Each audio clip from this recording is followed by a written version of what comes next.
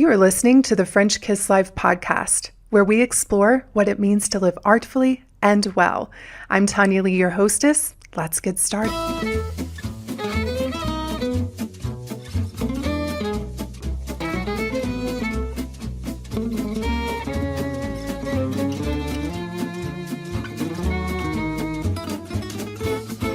Hey, beautiful people. Happy whatever day it is that you're listening to this. For me, happy whatever day it is that you're listening to this. For me, it is a Tuesday morning, and I am sipping the best cup of coffee. Seriously, it is so good. When I was in Nashville, my daughter and her roommate had this amazing pour-over system. I say amazing, it's so simple. And I've been doing French press, and I thought that was like the ultimate cup of coffee. Turns out I was wrong. Pour-over is where it's at. So I made my cup of coffee, and now I'm recording this. I'm super, super happy right now. It really is the little things. I know I keep saying it, but it's so true. And I even shared with you all on Instagram how I make the perfect cup of coffee with my new pour-over system. So if you're not following me on Instagram, what are you waiting for? Let's be friends. Go over to Tonya Lee and find me. And please say hi. But anyway, this has been an incredible week. It's so crazy to think that the year is almost over and we're going to be welcoming in 2019 really soon. But this is the time of the year when I spend a lot of time with my journal, really thinking about next year, my goals, how I want to feel, and who I need to become. I'm also giving a lot of thought this year to what I've accomplished and the lessons I've learned and what I want to let go of, because I think it's important that we honor the present and the past as well as be excited about the future. So I have been thinking about this past year and the things that I want to let go of, what I want to cultivate more of. But the two words that keep coming up for me are elegant success. And for me, that's all about more white space. It's about refining. It's about effectiveness and simplicity and cultured and joie de vivre. But none of these are my word of the year. The way I often discover my word of the year is to ask this question: who do I need to become to create what I want to create? And that's a really good question for you as well. I want you to really think about 2019 and the things that you want to accomplish, and then reverse engineer it and ask yourself, who do you need to become in order to create what it is that you want to create? So first of all, I realize I didn't even talk about the word of the year, but a word of the year is a very popular exercise that people do, and I don't even know where it started, but it's really about choosing a word that you want to focus on and embody over the coming year. And I've been doing a word of the year for many years now, and I really enjoy it because when I am facing a decision or I'm thinking about action steps or in a moment when I'm having a conversation, I can remind myself of my word of the year, and it keeps me very, very focused. So when I asked that question, Tonya, who do you need to become to create what you want to create? The first word that popped into my head was not sexy at all. And I started to wonder, where are those beautiful words that I've had from prior years, such as enchanted? Last year, my word was artist. A few years ago, it was Hermes. Not this time around. And so I fought with this word for an hour. I was like, you know what? This cannot be my word of the year. But I kept hearing it loud and clear. Tonya, this is who you need to become. And so then I started to think about my love of Shark Tank. And then I started to imagine myself embodying this word in my own unique way with a very feminine and stylish approach. And suddenly it made perfect sense. And I imagined how it would actually feel to embody this word and how it would help me cultivate what I'm really after, which is elegant success. And so suddenly it made perfect sense. So, my dear friends, my word of the year is CEO. I know, not so sexy, but hear me out. I know that we often think of like older white men in a business suit and tie running Fortune 500 companies when we think of CEO. But there are many faces to leaders, especially feminine ones. I think about women such as Sheryl Sandberg and Oprah and Anna Wintour and Diane von Furstenberg. And for me, it doesn't stop just there.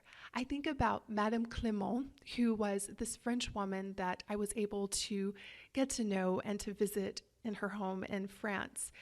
And the way she ran her home so impeccably, the way she was disciplined and the way she carried herself and her love of life very much reminded me of qualities of a CEO. And then I thought about my grandmother. She was a woman who knew her values. She was so convicted by her beliefs, and she lived her life with grace and grit. All of these are characteristics of being a CEO. So as I pictured my dreams and my goals for 2019, I knew that I needed to step more fully into being a CEO of my mind, of my life, and my business. I know that I'm going to have to think in ways that I've never thought. I'm going to have to focus in ways that I've never focused. I'm going to have to be strategic and also remain flexible. I must lead in ways that I've never led, and I must make decisions that I've never made. So as I was starting to relax around my word of the year, I decided that I would actually do some research on what it takes to be a successful CEO. I started to research CEOs who are considered to be successful. And successful is such a vague term, but when I think of success, especially when it comes to being a CEO, these are people that are kind and caring and have a vision and inspire people to movement. And so what was really interesting is that what I discovered about this word will help you become a better leader in your life, no matter what it is that you want to create. So let's explore the traits of successful CEOs. Okay, so the first one is CEOs, really good ones, are passionate. They have passion. And their passion is contagious. It keeps people engaged. It's the fuel that creates movements. It inspires others, and it builds momentum in our lives. It's what often can get the yes. It's what helps people do hard things. It's what gets us up out of bed. It's what keeps us showing up, even when things are hard. And here's the thing, when you're going after your dreams, when you are accomplishing your goals, it is going to be hard. And to me, it's that passion, that deep sense of conviction that keeps you showing up in the game. And passion is not something that falls from the heavens into your soul. And I think that's where we have a misconception. We think, oh, well, some people are just passionate, but I'm not. The reason why people aren't passionate is because they're not thinking passionate thoughts. Really think about that. If you're someone who is wondering, why am I not passionate? Take a look into your own mind. What are you thinking about? Where are you focused? If you want to feel more passion, then you must start to think more passionate thoughts. And the thing that I've come to understand about really great leaders is they often come across as very intense, maybe even a little obsessed or mad to some people, but it's that inner fire that fuels their vision. And that inner fire really is created by how they think, by the thoughts in their head. So for me, I used to be one of those very lifeless women. I was overwhelmed. I was really struggling in life.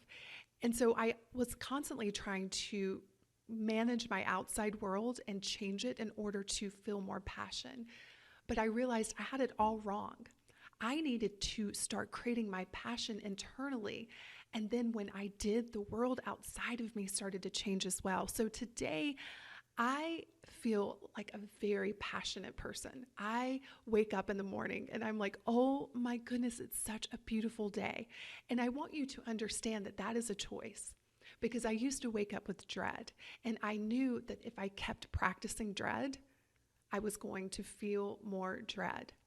And so I started to practice passion for life, passion for the women I work with, passion for my business, passion for the things that light me up. I've trained myself to be a passionate person. And I say that because I know some of you may be listening and you're thinking, well, Tonya, that's easy for you to say. You're just passionate. But I want you to realize I'm passionate because I choose to be. And it's also available to you, and it makes you a better leader.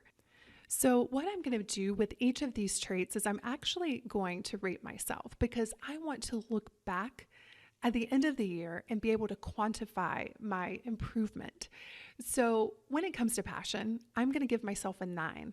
And I give myself a 9 because I've been practicing passion for a long time, and I can be a little obsessed with my work and my ideas and even about life in general. Even on a bad day, you all, I practice being so grateful. I mean, I will literally wake up sometimes, even when I'm in a bad mood, and I'll think, well, you know what? The sun came out and I didn't even have to make that happen. How amazing is that? So I want you to think about, where are you on the passion scale? And look within your mind and you'll know exactly why.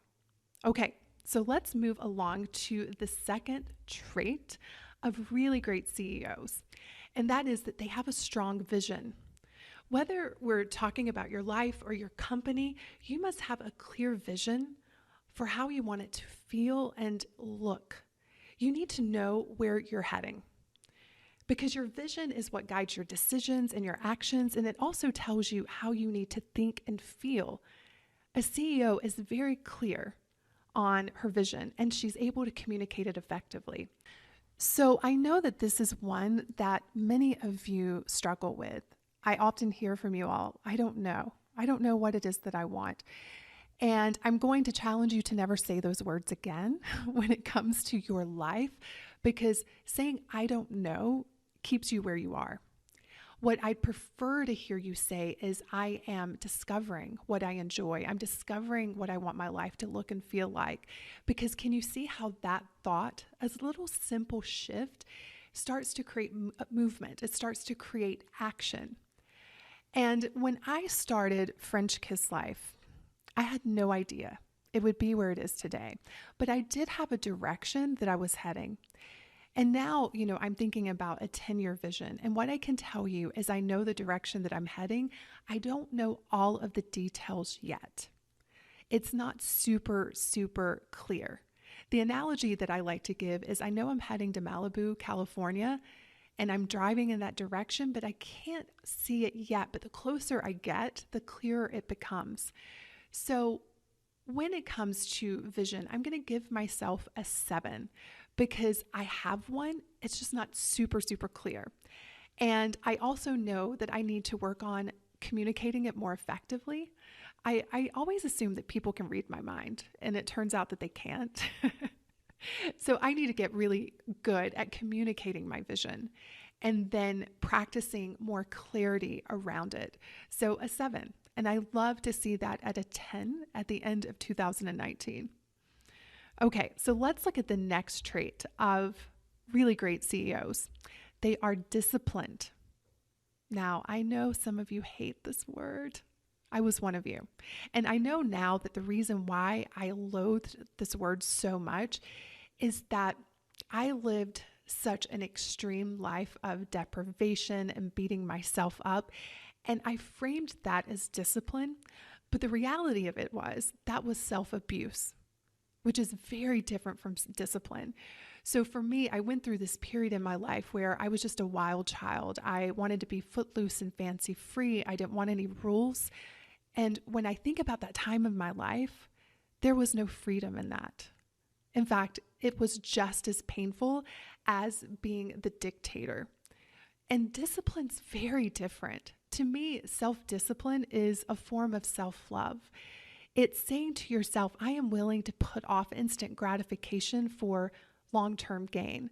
It's loving yourself so much that you're willing to do the hard things, that you are willing to show up for what you say is important.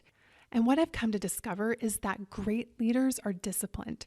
They are disciplined in their thinking, and they're disciplined in their actions, which is why they're able to accomplish so much. It's why they're able to inspire. It's why they're able to lead sometimes thousands of people. The root of it is they're very, very disciplined. So I've been practicing discipline for some time now. And what I can tell you is that I have seen the fruits of living a more disciplined life. And yet I still know that there's improvement around this one. And I'm just going to call myself out here, mostly around my health.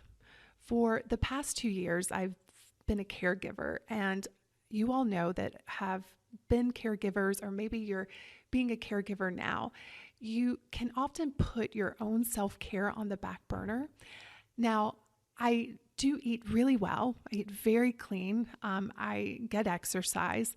And yet when I think about the woman I want to become, she raises the bar when it comes to her health. She is full of energy. She's full of vitality. She is fit. And right now, I don't feel unhealthy, but I don't feel fit.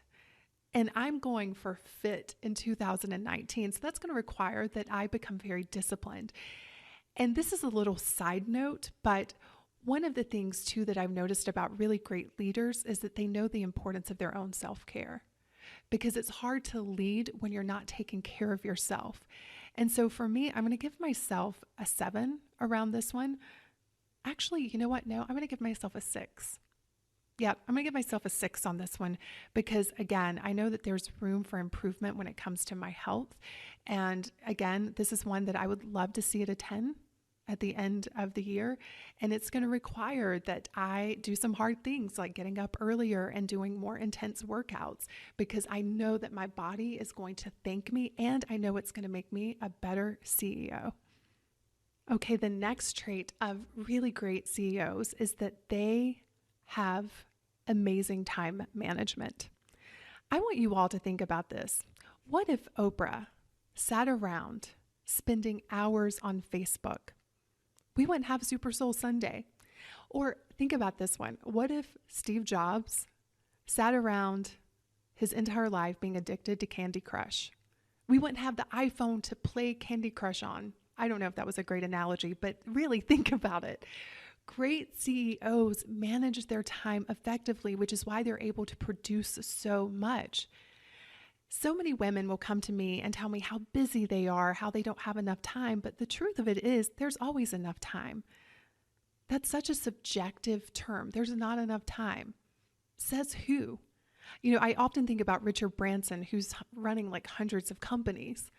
He manages to have enough time. What's the difference? And it's time management, but it's also thinking differently, which is a different trait of CEOs. You know, CEOs ask really great questions. They really challenge their own minds, which is why they're able to get better answers. But for this, I want you to really think about how you're spending your time. And if you get really honest with yourself, you'll probably discover that you waste a lot of time and energy on things that don't support your vision. Really think about it. Even spending time worrying and thinking about the worst case scenario does not support your vision. And on an energetic level, it does waste time, because when you're worrying and obsessing about the worst thing that could happen, you tend to procrastinate. You tend to give up. You tend to not show up for your dreams. But the best leaders, they plan well, they manage their minds, and they use their time wisely to execute their plan. So it's not about hustling and working harder, because we know a lot of people who work hard and brag about their hustle who are not creating results in their lives. I think it's more about being focused, being clear, working smarter, taking inspired action, all of which requires that you manage your time effectively. Now, when I was thinking about how I was going to rate myself on this, I was thinking about who I used to be when it came to time management. Just like with discipline, you know, time was something I didn't want structured. I wanted to be able to pick up and go anytime I wanted and just abandon my schedule. And what I found out is that in the moment, that instant gratification felt great, but I kept delaying what I said was important. I kept delaying my dreams and my goals. So in the long run, it felt terrible.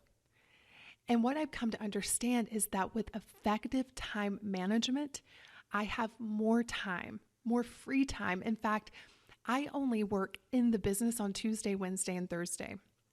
And those are days I am working hard. I am focused. I'm getting a lot done. I'm coaching clients. I'm creating content. I'm having meetings. And then the other days I'm doing other things. I'm enjoying my life, or I spend a lot of time, usually on Mondays and Fridays, working on the business. This is a concept from the book called The E-Myth. For any of you business owners, go out and read it immediately. But it really talks about how important it is for us to spend time thinking about our business and working on it so that we can think more clearly and more strategically and grow.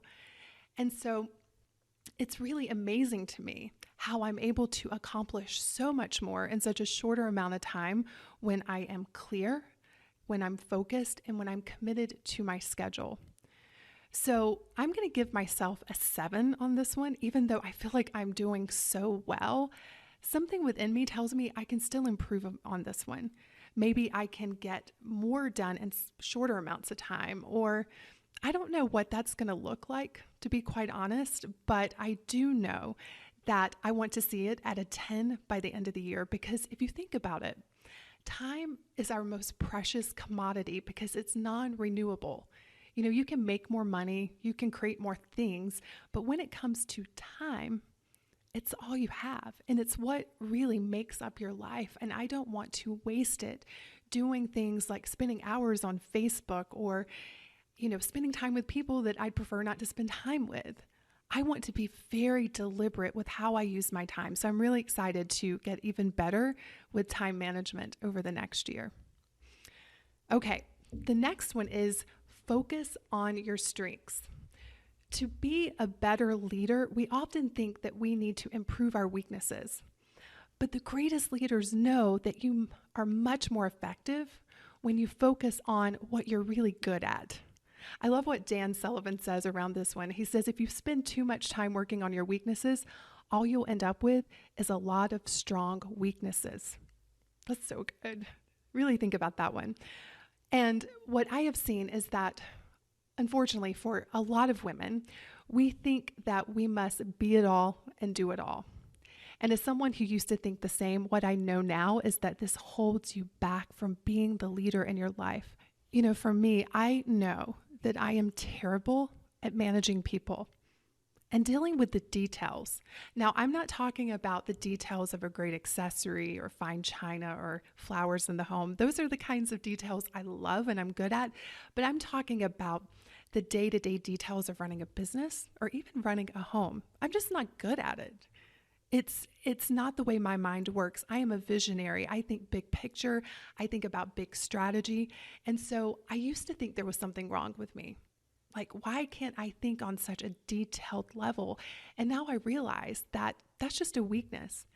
And if I stay in my strength, I create much better results.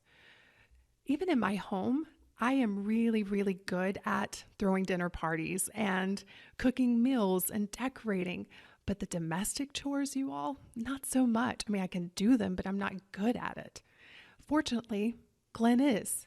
And he seems to enjoy it. But when the day comes that he doesn't, I know that I'll just bring in a housekeeper because I don't want to spend my life focused on my weaknesses. I want to get better at my strengths and live in that zone of genius. And so for you, I want you to be thinking about what are you just naturally good at? One of the things I've come to understand is that when we're really good at something, we don't even see it as a strength. We just assume the whole world's good at it. But the reality of it is they're not. So I want you to begin to ask yourself, what are your strengths? And where are you spending time trying to strengthen your weaknesses? And what if you could delegate it or just forget about getting good at it and really stay in your zone of genius? It would make you a better leader. So on this one, I actually gave myself a 6. And the reason being is I was thinking about some of the day-to-day details that I'm still engaged in that aren't necessarily my strengths. Things like graphic design. I can do it. I'm good at it, but it's not where I need to be spending my time. Or copy editing. I know some of you that have read my Instagram quotes or my blogs, you have found so many misspellings because I'm just not good at it. So fortunately, we've hired a graphic designer, and now I have a copy editor that's helping me with the bigger projects. So hopefully that's going to improve and get better. But I know that I need to step out of doing those things that I'm just not good at, because it's only holding back me being able to achieve my vision. Okay, the next one is a great CEO raises standards. Great leaders strive for excellence for themselves and for those people around them. And for the people who possess a growth mindset, it's a wonderful thing. You love being around those people that are constantly challenging you and really encouraging you to grow and evolve. But for those people that have a fixed mindset, that prefer to stay where they are, great leaders are frustrating. They're intimidating.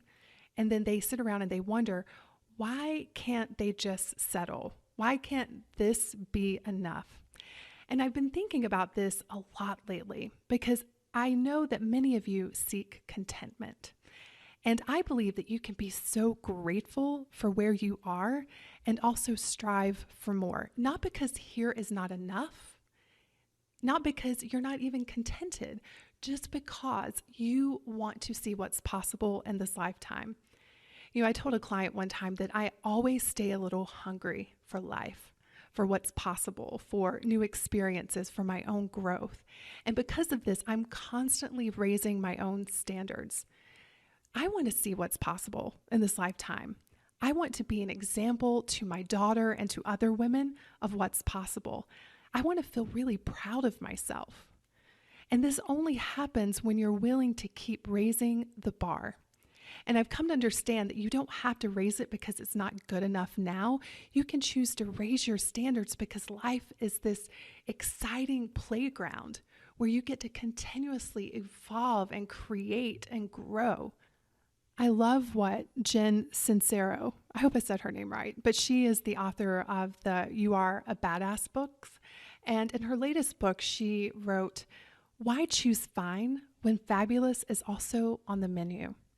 And to choose fabulous, what I know is you must raise your own standards. So for me, I'm going to rate myself a 6, and here's why.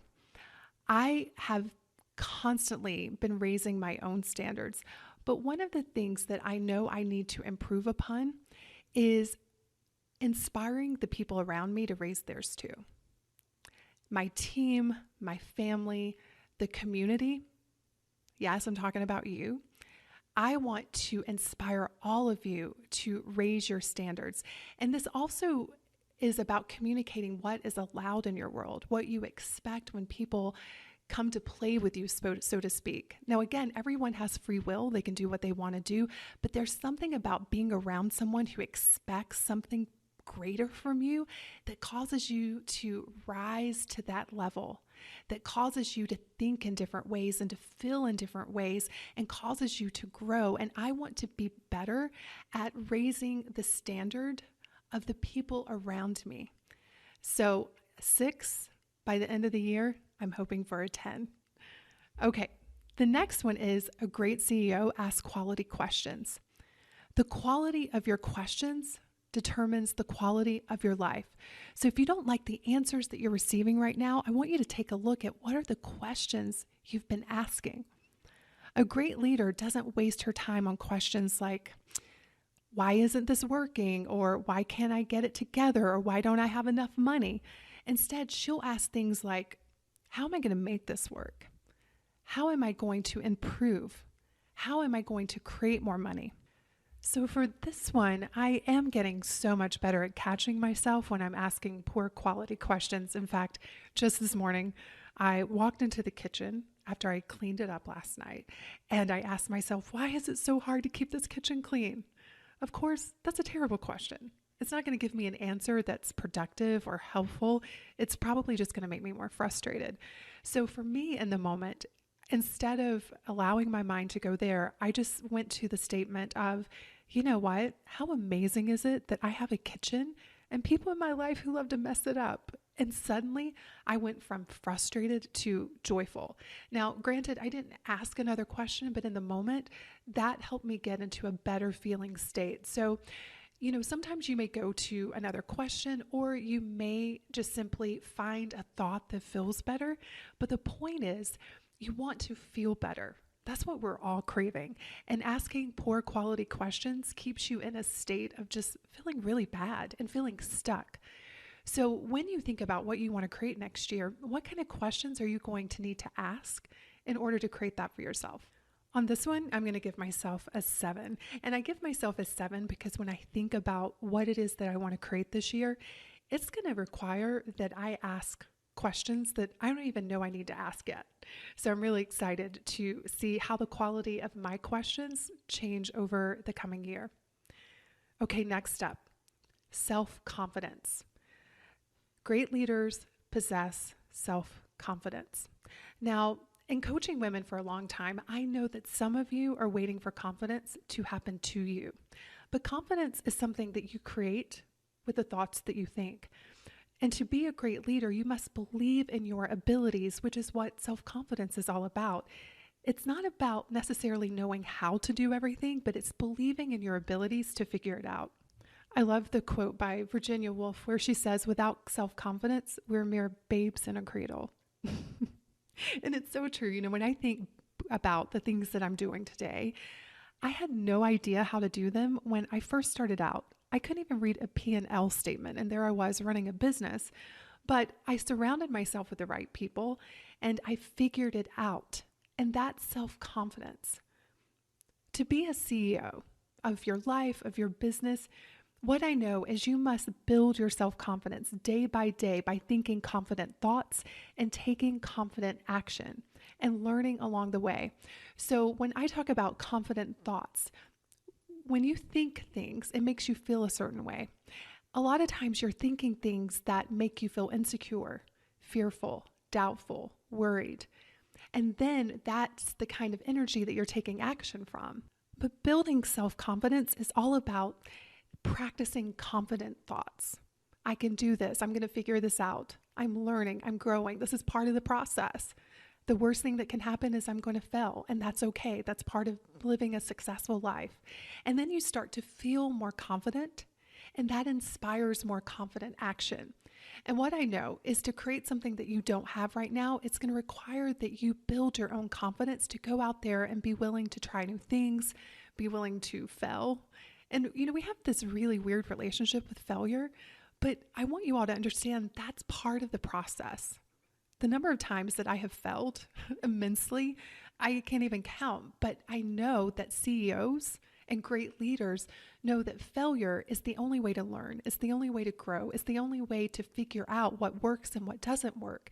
And so I want to invite all of you to really get comfortable with failure, because great leaders know, again, that that's part of the process. And to me, that requires self-confidence. So on this one, I'm actually going to give myself a 9 because I've been practicing self-confidence for a long time. I lost it for a portion of my life. But then when I think back to how I was raised, I have a very strong Southern mother, and she is full of self-confidence. There's nothing that she thinks she can't figure out. And I think the reason being is that she had polio when she was 3 years old. And so instead of it being a disability, she fought really hard to create self-confidence. Probably she had to fight harder than most people because she was struggling with a physical ailment that held her back in some ways, but she made up for it in so many other ways. So growing up, my mother always told me, if you want something, you can create it. Believe in yourself. Like, those were messages that I had day in and day out. And then for some reason I lost it in my teens and into my 20s. And then I started practicing it again. And so I really feel like for me, my self-confidence comes from this belief that no matter what, I can figure things out. No matter what, I can feel the discomfort of whatever happens, whether it's failure, embarrassment, humiliation. And to me, that's also a big part of self-confidence. When you're willing to feel all of the emotions that will happen when you are creating things that don't yet exist.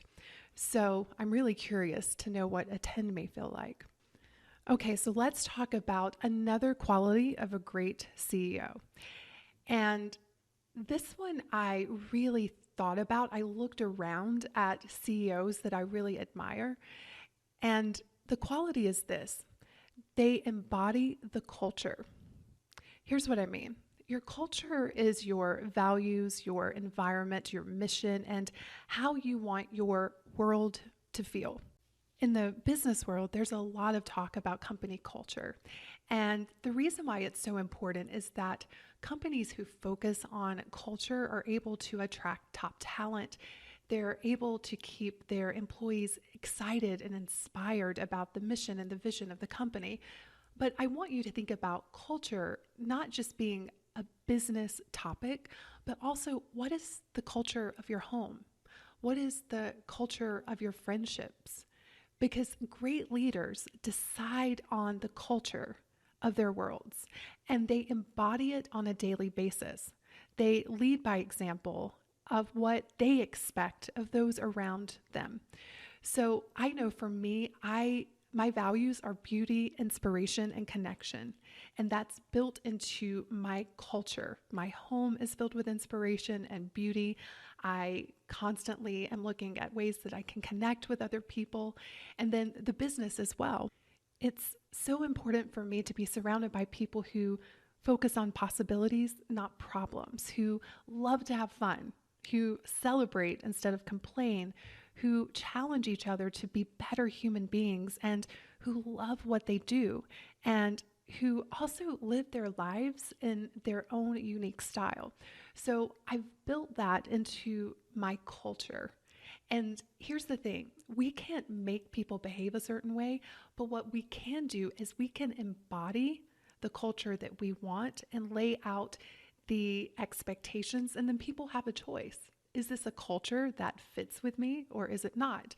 And if it does, then they will be excited to join you. They will be inspired. They will be passionate about whatever that culture is. But you must define what your culture is. And even more importantly, you must embody it. For me, I practice each and every day embodying the culture of French Kiss Life. And like with everything, I know that there's still room for improvement, but I'll have to say for this one, I give myself an 8. I'm not sure what a 10 would be like, but I'm going to find out. Notice I haven't given myself a 10 on anything. And I was thinking about this. I don't know that I'll ever hit a 10 because I'm always going to be raising the standard, but that's okay with me. I'm really happy with an 8 and I'm excited to explore what a 10 will feel like. Okay, so let's go to the last one. And this one is huge. This is so big because I see the effects of this in my clients' lives. So a great CEO decides with speed and conviction. Great leaders do not sit around in confusion and indecisiveness. They know that good things happen when you're taking action, and action requires decisions to be made. Now, in coaching women, I see how we stop the momentum in our lives because we're afraid to decide. And being afraid to make the wrong decision, I want you to understand, it creates no decision at all. And where there's no decision, there's no movement. There's no action. To be a great CEO, you must practice making decisions quickly and with conviction. So when I was researching the traits of successful CEOs, I came across an article from the Harvard Business Review. And here's what the article said. We discovered that high-performing CEOs do not necessarily stand out for making great decisions all the time. Rather, they stand out for being more decisive. They make decisions earlier, faster, and with greater conviction. They do so consistently, even amid ambiguity, with incomplete information, and in unfamiliar domains. High-performing CEOs understand that a wrong decision is often better than no decision at all. Y'all, that is some gospel right there. I am preaching. Well, at least Harvard Business Review was. But I really want you to think about what decision you need to make to move your life forward. And I want you to think about, what if there were no wrong decisions? Just a decision that you'll learn from and offer you more clarity. So one of the things that I've done that's been really helpful, because I will be the first to admit that I have been very indecisive in the past. Even this year, I found myself just delaying decisions and things didn't move forward as long as a decision wasn't made. And so I've really been practicing doing a better job with this one. But I've been giving myself deadlines on when decisions will be made. And wow, it really does keep things moving. However, I'm going to have to call myself out here because I've been delaying a decision on artwork for the house. I've literally been thinking about this for like a month now. And I even gave myself a deadline and I broke it. I know that there is room for improvement on this one. So I'm giving myself a 6. Actually, no, I'm going to give myself a 5 because it's really fascinating. In business, I'm often very decisive, but there's some times when I'm not. But it's the craziest things. It's things like purchasing artwork or figuring out what day I want to travel or even like where to go to a restaurant. I'll find myself saying things like, I don't know, you decide. And I really want to become more decisive because I have seen the results of what happens when I make decisions more quickly, faster, and with that conviction.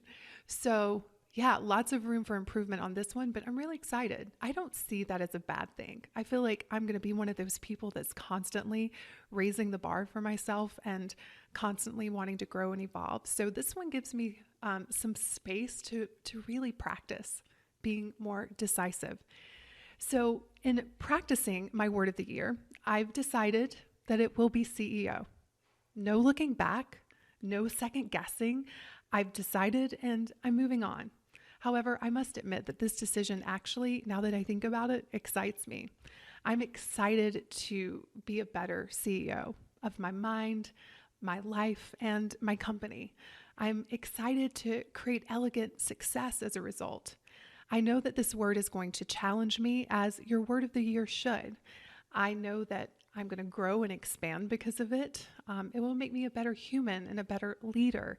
It will help me reach my goals for 2019. But here's what I do know. Y'all better believe that I'm going to make the word CEO as sexy and fun as I possibly can. I'm already imagining like to die for suits and champagne at all the meetings, which so funny. I don't drink that much champagne, but you get the point. And here's the other thing. You all will probably see me fail, get back up, fell again, get back up, because that is what being a CEO looks like. But you know what? I'm going to have fun doing it. And I'm not going to let the fear of failure stop me because it stopped me in the past. And I know it's stopping a lot of you. But what if we just embraced it? What if we realized that being a true leader means that you will fail? The more times you fail, the closer you are to creating your dreams. So thank you all so much for letting me share my word of the year. I hope that some of the traits from my word have inspired you to think about how you can be a better leader in your life. And I also just want to thank you for being such a wonderful part of my 2018. Some of you I had the pleasure of meeting in person. Some of you I traveled to Paris with. Some of you I feel like we're dear friends, even though we've only ever connected on social media, or perhaps I've coached you on a coaching call. But I'm just really, really honored to have you as part of this community and as a part of my world. And seriously, you are the best. Do not ever, ever forget that. So I'm really, really curious. I would love to hear from you. What is your word of the year? You can head over to the blog and leave me a comment there, or you can find me on Instagram or Facebook. I'm hanging out in both places. But with that said, that's a wrap because I am shutting down for the holidays.